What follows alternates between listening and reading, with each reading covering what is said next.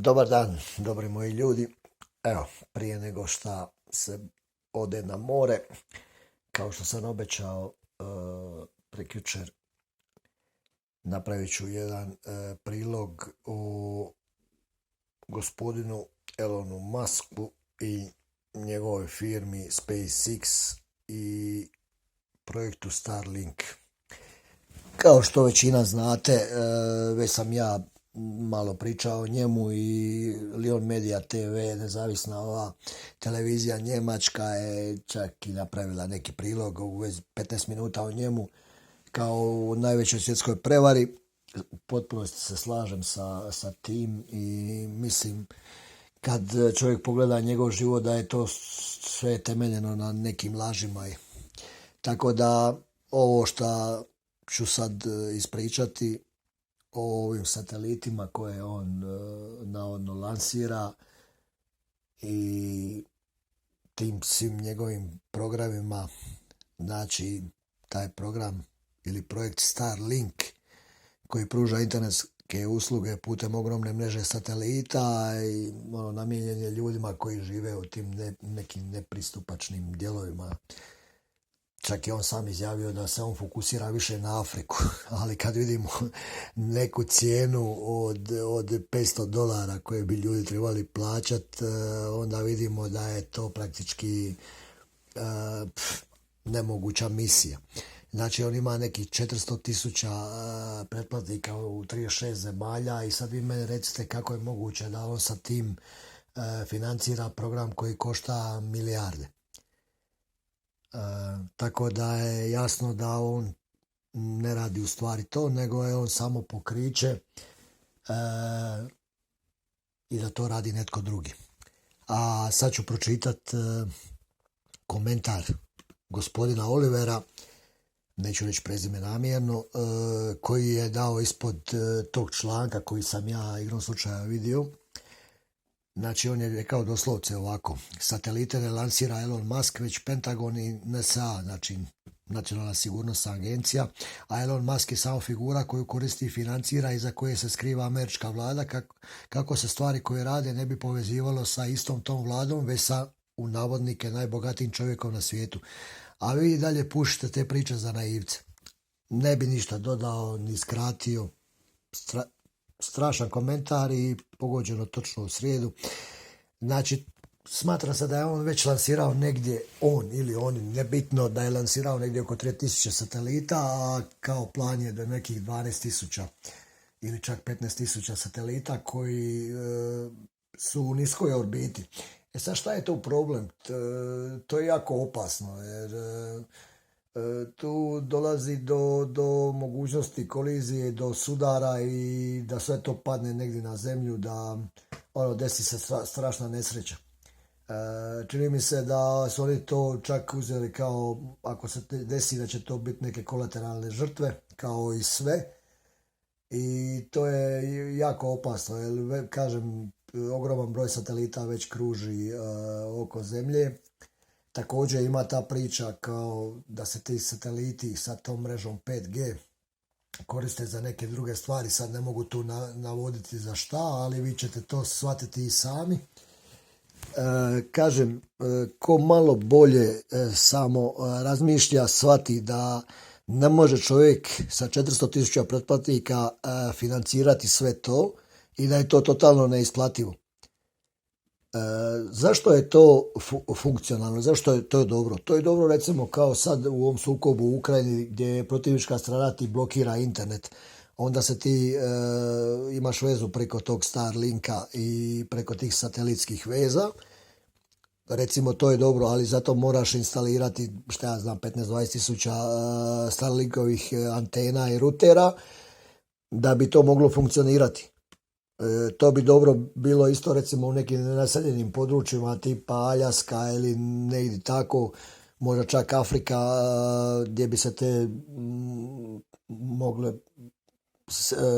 ove zdravstvene ustanove povezivati ili ti doktori koji lete sa ne znam 200-300 km udaljenosti u Australiji recimo i to, ali to je opet neisplativo.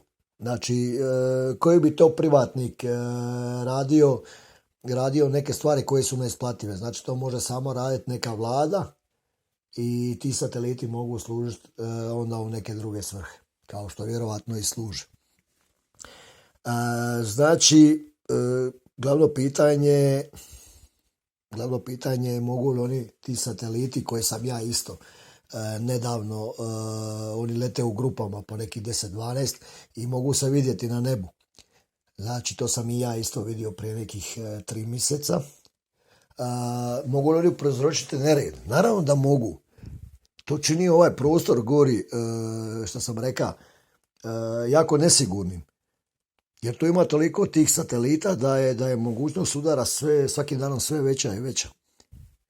Znači, u toj niskoj zemljinoj orbiti, znači, je svega i svačega trenutno.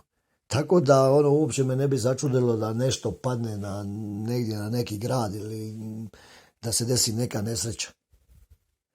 Znači, toliko o tome, čisto sam vidio vijest i ponukan sam bio, jer taj Elon Musk, kažem, već sam rekao o njemu da smatram da je velika prevara i gledao sam par intervjua sa njim gdje sam uvjeren da čovjek uopće nije bio tamo gost, nego da je to bio hologram.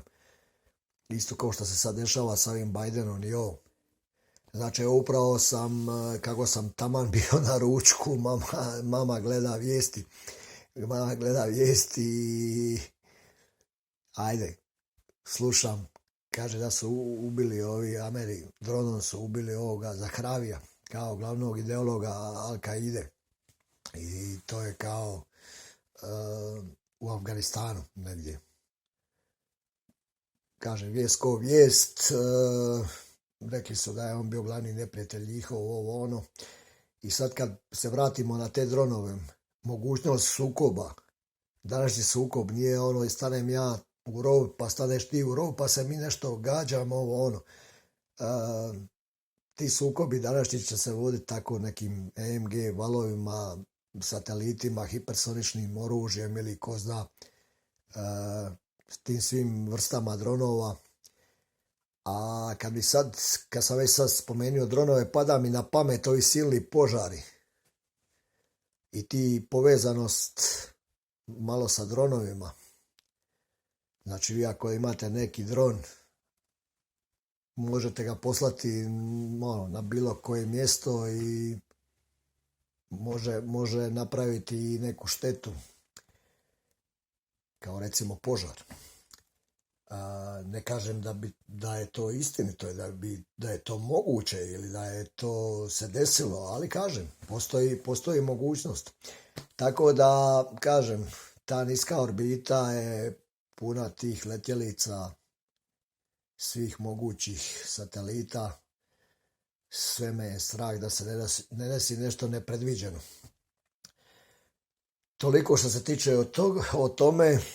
Što se tiče nekih vijesti, samo bih još spomenuo da sam pročitao u Slobodnoj Dalmaciji, kako sam bio na kavi, onda sam samo prelistao Slobodnu Dalmaciju i pročitao sam da je nagli skok broja pozitivnih na nevidljivog, nešto 1000 i nešto, i sve je to normalno. Osim toga sam čuo da bi trebalo sad već polako poduzimati neke mjere. Onda mi je neko rekao da je neka zemlja već donijela, moguće Italija ili neko, da je donijela već zakon o obaveznim brnjicama ili to, ali kažem, nisam siguran, to mi je samo neko rekao u razgovoru nekom. Znači da se polako priprema teren za 9. mjesec. Ali dobro, ne bi se sad zamarao s time, pošto sam na odmoru, uživam u zvijezdama i sinoć ih je bilo na 1000 milijone, uživam u čistom zraku i punim baterije za 9. mjesec, jer čini se da će nam trebati. Sve vas lijepo pozdravljam, želim vam ugodan dan, čujemo se.